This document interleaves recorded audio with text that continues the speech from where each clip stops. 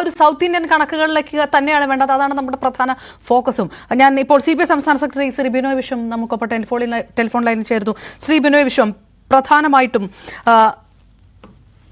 പ്രധാനമന്ത്രി മണിപ്പൂർ പരാമർശിച്ചില്ല ക്രിസ്മസ് വിരുന്നിൽ എന്നാണ് CPIയുടെ വിമർശനം. പാർലമെന്റിലടക്കം പ്രധാനമന്ത്രി ഈ വിഷയങ്ങളെല്ലാം അഡ്രസ്സ് ചെയ്തതുകൊണ്ട് അത് എത്ര ദിവസം കഴിഞ്ഞിട്ടാണ് എന്നുള്ളത് അവിടെ നിൽക്കട്ടെ, എങ്കിലും ഈ വിഷയങ്ങളെല്ലാം കൃത്യമായി അഡ്രസ്സ് ചെയ്തു. അത് ക്രിസ്ത്യൻ സമുദായങ്ങൾക്ക് സംതൃപ്തമാവുന്ന ഒരു രീതിയിലാണ് എന്നുള്ളൊരു അവകാശവാദം BJPയുടെ ഭാഗത്തു നിന്നുണ്ട്. അതുകൊണ്ട് തന്നെ CPIയുടെ ആ വിമർശനത്തിൽ കഴമ്പുണ്ടോ? പൂർണ്ണമായും കഴമ്പുണ്ട്, പൂർണ്ണമായും.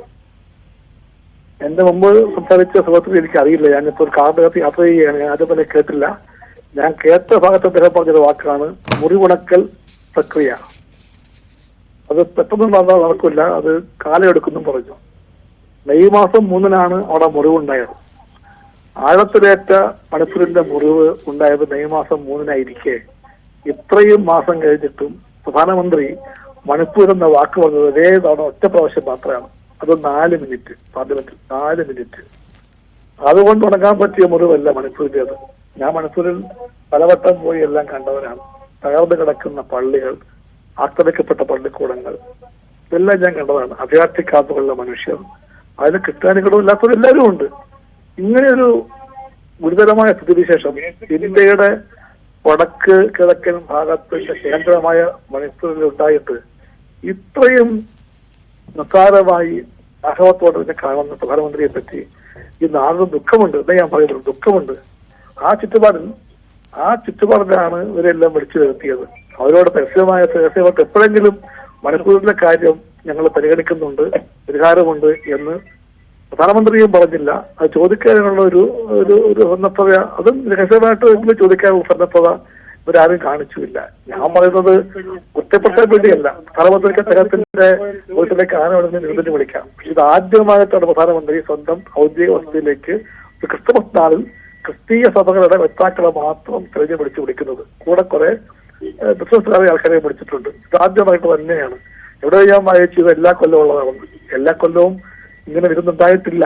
അതൊക്കെ പ്രചാരവേലയ്ക്ക് വേണ്ടിയുള്ള BJPയുടെ സാമർത്ഥ്യമായിരിക്കാം. പക്ഷെ ഇത് പ്രചാരവേല കൊണ്ടോ അല്ലെങ്കിൽ കണ്ണടച്ചത് കൊണ്ടോ തീരുന്ന വിഷയമല്ല ഇത്. എന്റെ വിഷയം അത് മാത്രമാണ്.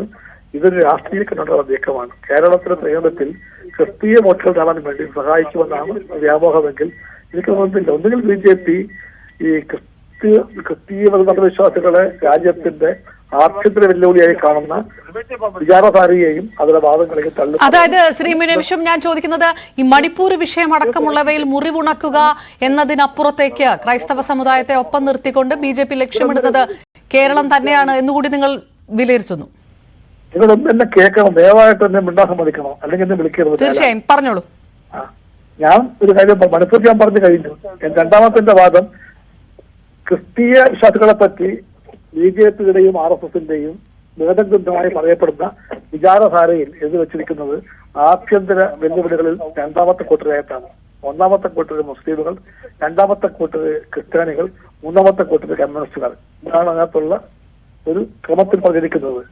അങ്ങനെ ആഭ്യന്തര വെല്ലുവിളിയായിട്ട് ക്രിസ്ത്യാനികളെ കാണുന്ന ഈ വിചാരധാരയിൽ നിന്നും BJP വഴിമാറിപ്പോയോ?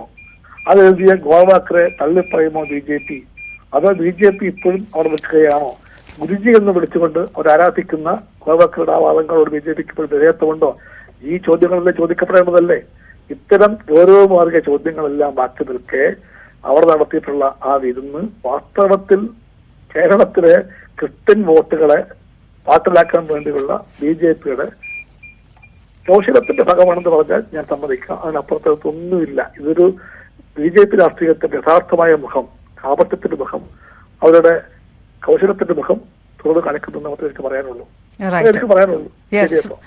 വളരെ നന്ദി ശ്രീ ബിനോയ് വിശ്വം പ്രതികരിച്ചത്.